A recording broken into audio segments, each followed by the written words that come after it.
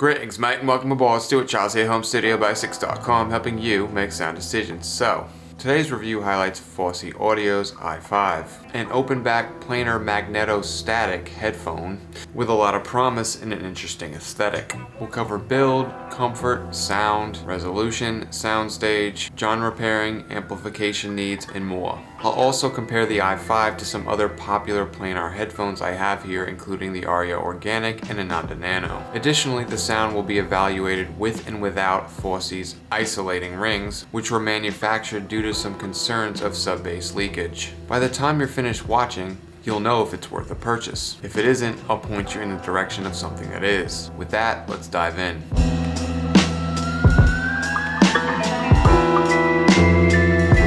To start, these headphones, in my opinion, are gorgeous. Borrowing from HiFiMan's general Arya design, the bails, adjustment blocks, headband, and overall look somewhat mimic the Arya, and that's certainly good news for people who love bad news. The cups rotate down and around in a full 360 degrees, adding to their overall malleability and fun to play with vibe. Moreover, the cups themselves are huge and even larger than any HiFiMan headphone, offering dummy thick pads ×2 that are simply irresistible to push and press. The bottom of the cups contain dual 3.5mm jacks used with two provided cables, one terminating in a single-ended, unbalanced 3.5mm jack at the business end, and another 4.4mm balanced option. Fosi also provides a snap-on 1/4-inch adapter for your listening convenience. Both cables are braided and feel very rugged, but if experience has taught me anything, they may fray over time. I will update the article as I get more time with them. The cable is also decently malleable and thankfully doesn't hold its shape too much. This means you can move it around rather freely like Mr. McFeely, and it cooperates nicely after a small break-in period. Gently stretch it out and bend it around for a few seconds to get it moving. Moving into the headphone's internals, the i5 features target sputtering coating technology and a 1.3 micron or micrometer ultra-thin silver alloy voice coil that, according to Fosi, meticulously reproduces energy with the utmost precision. The i5 is also equipped with nanoscale 97mm round diaphragms, ensuring uniform force distribution along its edges, resulting in a robust and immersive bass extension. The headphones utilize a precision machine CNC aluminum mesh cover, offering protection for internal components. Likewise, the body is crafted with premium walnut board, and the microporous structure within can absorb harmful vibrations and suppress resonance. This will be important later when we dissect sound, so stick around like Scotch tape and don't press that back button because I'll know. Rounding out the build are designed silicone sliders, aerospace grade memory metal for the headband, fabric cushions, and perforated faux leather, which they claim together provide a large acoustic chamber and less pressure on your ears. Speaking of pressure, let's dive into comfort. As you can well imagine, the plush, soft, supple ear cups make the i5 a dream to wear. Sure, the headphone is a bit bulky and you'll look and feel a little like Bobby Boucher when they're on your head, but it's a small price to pay for the pillowy feel and soft, sweet nothings the headphones impart into your ears. The cups aren't just thick, they're dummy thick, and then some, easily thicker than any other HiFiMan varieties. But I would say the i5 is at least as good and rests on your head very nicely. That said, you will be making some minor adjustments, as I found myself doing after around 45 minutes to an hour of session time. Clamping force is just about perfect, and yes, they are pretty heavy at 550 grams, but they don't feel heavy on your head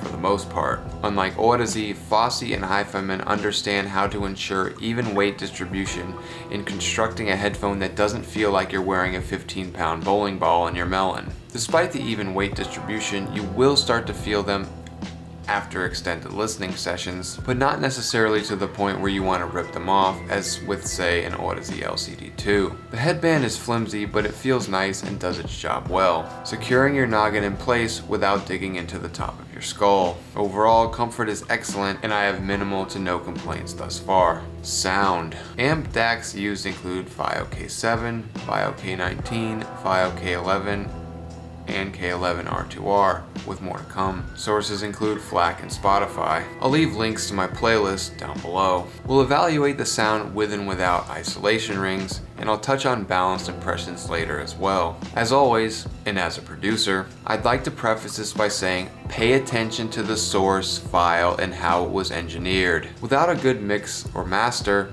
any song is going to sound like shit through any headphones. And that will never change no matter what some audiophile dickhole tells you. One who claims he can hear the grass growing through his new favorite flavor of the week DAC. Right off the bat, you'll notice a couple of things. While not quite on the level of an Odyssey LCD2, this is planar bass through and through. It's smooth, bottomless, and incredibly articulate. DJ Premier's The Come Up instrumental is a perfect example of bass that sounds true, correct, clean, and textured. Bass on consumer products is mostly just a wall of indecipherable notes plus loads of smelly dog poop, but the i5 highlights why taking the plunge and purchasing a planar is indeed worth it. It just sounds better, and a lot of this has to do with the very structure of a planar magnetic headphone and how the magnets are situated. I won't delve too much into that now, I'll leave a link down below for an article, but just know that planar magnetic headphones are better at evenly distributing sound waves through the diaphragm, which result in minimal to no distortion, a clearer, better response, and improved resolution, timbre, etc. And the i5 is certainly a beneficiary.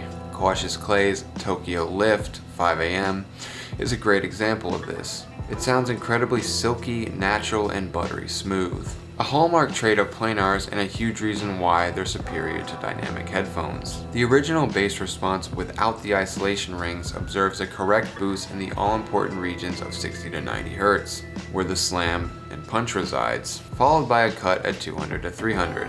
Bravo, Fosi. Well done. Most companies f this up royally squared, so it's a breath of fresh air that the i5 doesn't suffer from any bloat, bleed, mud, etc. Furthermore, the sub bass at around 40 to 50 Hz is rolled off, which is fine since we can't actually hear frequencies in those areas and below. Some will argue you can feel it. Fine, whatever. But for any producers watching this, these are going to provide all the information you need and would make excellent reference headphones alongside some studio monitors like the Yamaha HS7s back there. In fact, the i5's original frequency response is pretty much exactly how I recommend tuning and EQing bass for production work, and I'm a huge proponent of it. There's not much to complain about here, as the i5's bass is one of its greatest strengths. With the sound isolation rings, it's more of a flatline response and suited for audiophiles, I guess, but again, you don't really need that extra sub-bass information in my opinion. I'm also not a huge fan of the rise at 200 to 300 Hz. This needs to be brought back down, but in the grand scheme of things, it's not a huge deal as it's not overly boosted. Note, I typically consider the bass to end around 200 to 300 Hz where the bloat and mud regions reside. Mid-range. This is where things get a bit interesting. From about 400 to 2K, some strange things are going on, and it looks weird from a graphical standpoint, but upon closer inspection, there's a reason for it. Let's dive in. 400 to 600 Hz. Odie's noise finds his voice coming through ultra crisp, clear, articulate, and with exemplary resolution and fullness. Eye-popping. Whoa. It's not necessarily a negative, but the dip around 400 Hz sacrifices warmth for the above mentioned crystal clear clarity. Still, I'd rather have clarity over warmth, as too much results in a muddy vocal sound, which we don't want. So the vocals are off to an excellent start. Additionally, you'll notice a richness in acoustic instruments. They sound wet, dense, and very lush, contributing to an overall sense of body that you simply won't find in dynamic headphones. One of my all-time favorite tracks, Emily Rhodes' Pinball, is a perfect example of a song that sounds nearly perfect through the i5. Her voice feels intimate and close to you. The resolution is astounding, but it doesn't ever sound honky or nasally. Her vocals have raw power with fullness and body to match. In other words, you'll have an easier time identifying with her and focusing on the feeling that's supposed to emanate from what she's saying. 700 to 900 Hz. Fosi opts for a boost around 700 Hz and a cut around 800, in effect adding a bit of forwardness without the boxy, nasally, honky character. This is a running theme with the i5 overall, as vocals and instruments pretty much always sound correct, solid, and full. This is apparent on the aforementioned pinball and noise, but it also shines through on genres like prog metal. For instance, guitars on Pliny's Every Piece Matters sound very natural and forward without the shout. Speaking of shout, let's move into the center and upper mid-range. 1000 to 5000 Hz. There's a reason hi-fi men in almost every headphone they've ever tuned boost the area around 1K. It's key for vocal intelligibility and definition across most instruments, and as mentioned in some of the other songs, the i5 has no shortage of it. Like hi-fi men, Fosi also opts for a boost here, giving the songs a nice zip without sounding in your face or shouty. The critical region of 2.5K to around 3.5K also sees a boost, giving vocals, transients, and overall presence a lift without the fatigue. Treble. One of the best aspects of the i5's frequency response is its treble. Loosely following the Harman target in some ways, it opts for a cut at 4 to 5K and a boost at 6. The cut softens the edginess, aggression, and bite, while a boost at 6K adds some brilliance, air, clarity, and detail, especially in hi-hats, cymbals, and vocal overtones. It's important not to overdo it, and Fosi doesn't. Cymbals and vocals have a crispness and articulation to them without the harshness and brittleness that can happen when they're overly boosted. Moving into the final regions of the treble, there's a cut at 7 to 8K and a boost at 8.5 to 9, emphasizing and sharpening transients and vocal articulation / brightness and cymbal shimmer, adding crispness and clarity to the high end without introducing excessive glare, hiss, or brittleness. This preserves clarity and brilliance while avoiding overexposure of high frequency content that might otherwise sound metallic, glassy, or overly airy. The regions around 10K and after are rolled off to reduce excessive air and tame the added harshness and sibilance that can accompany. I can understand and appreciate a couple of different approaches here, i.e. boosting the air region a bit, but the i5 handles the treble overall quite nicely. Now that we've dissected the frequency response, let's get into some other aspects of the i5 that are important. Soundstage, spacing, and separation. Hinted at earlier, the spacing and separation here are phenomenal. While the i5 does highlight poor panning decisions and mixes, it also showcases good ones. Sounds are given ample room to breathe, and the soundstage is portrayed well. Now, for all of its strength, this is still fairly a head width sound, perhaps slightly wider, meaning that the majority of tracks aren't going to have that out of your head feeling, where you start to believe that someone may be knocking at your door or something. For me, this is one of the only disappointments, as I was looking forward to a soundstage similar to something like a K702, but it doesn't dampen the mood enough to get my panties in a wad. The way instruments and vocals are placed on the stage is arguably more important from a technical standpoint, and the i5 delivers in this regard without issue. Again, pay attention to the track and how it was engineered before blaming the headphones for any perceived shortcomings. One notable exception is On the Square by Matt DeMarco. There's a tapping at the end that kind of startled me, making me think it was coming from outside the headphones, but I'm pretty sure he mixed it like this on purpose. Some artists really love to mess with you, and it can be both exhilarating and horrifying at the same time. Genre pairing. I think the i5 works well for an array of genres: indie pop, rock, hip hop, jazz, classical, ambient, you name it. Whatever you happen to listen to most often, the i5 will likely work well for. To me, it functions as an all-purpose headphone, and much of this can be traced back to its open sound, planar drivers mentioned near the start, and their undoubtedly superior resolution. As alluded to earlier, the i5 would also work very well for mixing and reference due to the fluidity of the sound signature, but most notably, the bass response is excellent for such a purpose, enabling you to make quick decisions on the boards. Resolution and timbre. Furthermore, songs like Landslide from Sufjan Stevens open up considerably. This song used to sound kind of blobby and lacking cohesion and clarity, but the i5 brings out the fact that it was mixed pretty well overall, despite the kind of fuzzy, abrasive nature of the track in general. There's a zippy-ish sound at 1 minute 40 seconds and 1 minute 55 seconds that comes through extremely well, and something that's much harder to decipher in a dynamic headphone. I should also mention that vocals in general are easier to interpret. Another common trait and strong point of planars in general. Likewise, instrument and vocal timbre are also exemplary. You'll start to get a sense of the instrument or voice's unique tone or inflection, i.e. what sets it apart from another instrument, or in the case of a person, what specifically distinguishes their voice from another's. The way I always describe it to people is how an instrument or voice may sound in real life versus the way it sounds through drivers. Planar drivers serve to bridge that gap and bring you closer to reality. Another reason why some people get stuck in the audiophile rabbit hole with absolutely no hopes of ever seeing the light of day ever again. These are things that increase immersion and intimacy between you and the track. You may find yourself honing in on the artist's unique voice and nothing else, as I did on Action Bronson's Sergio. Discuss more in a bit. Amplification. With a measly 28 ohm impedance and 98 decibels per milliwatt sensitivity, the i5 is incredibly easy to drive, very efficient, and hardly needs much power from an amp to get pumping. I used an array of amps and they all work very well. Don't overthink it! If you need a hand in deciding on something, please leave a comment down below. Balanced impressions.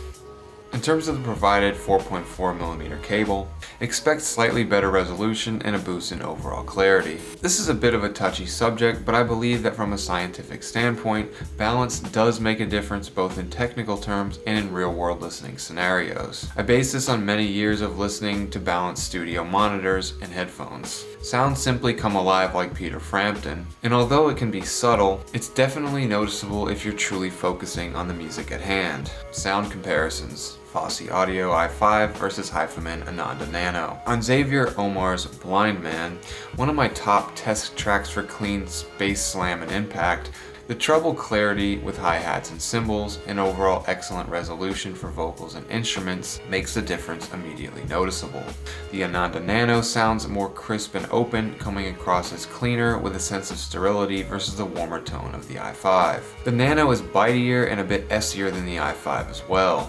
In other words, you can tell that more emphasis was placed on brilliance and sparkle in the Nano's tuning, an ongoing debate in the Ananda variants, i.e. whether it's ultimately good or bad, ever since the OG version came out in 2019. If you're looking for a snappier rendition, I do think the Ananda Nano edges the i5, but in terms of tonality, resolution, and overall tuning, they're pretty much neck and neck.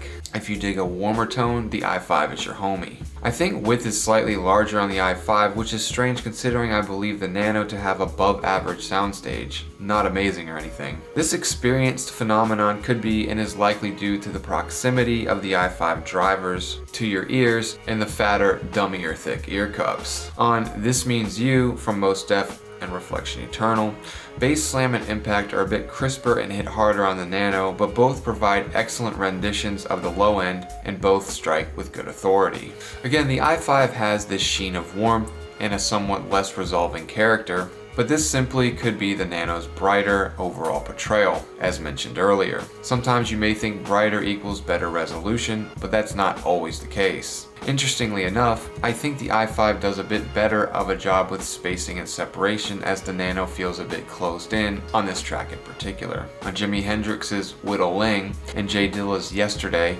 the latter of which is also a top test track due to its excellent mixdown, the overall sentiment is that the i5 is more open and a touch warmer, while the Nano is more closed in and somewhat crisper and more sterile. I personally believe vocal clarity and forwardness are very similar, and the emphasis at 1K on both would seem to validate the sentiment. In other words, you're probably going to have a pretty hard time deciding which is better, as again, they're both very similar in a lot of ways. Fosi Audio i5 versus Headphone Arya Organic. Like the Ananda Nano, the Arya Organic boasts a tighter rendition of Dilla's Yesterday, but the resolution is also a bit better than both the Nano and i5.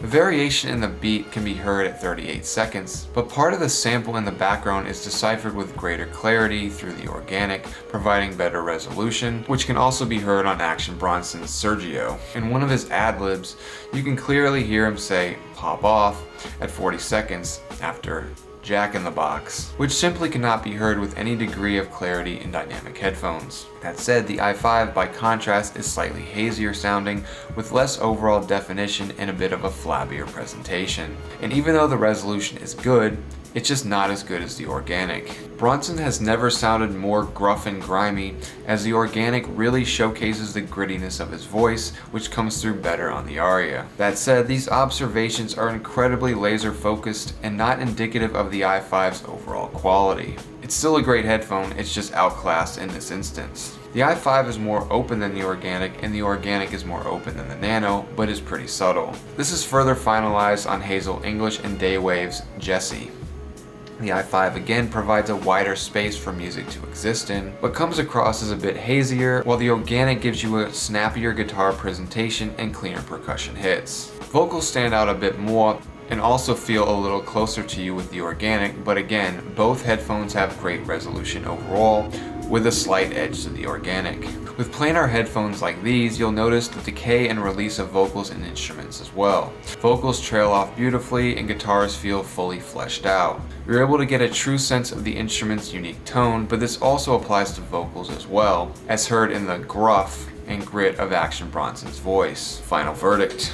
Fosi Audio's i5 is a wonderfully built, comfortable headphone with fantastic resolution, excellent tuning, and a product worthy of the planar moniker. The bass is handled extremely well, and the thoughtful tuning should leave most users completely satisfied like a Snickers. Guaranteed or your money back. And that's it. Always remember to keep it dummy thick. Aight?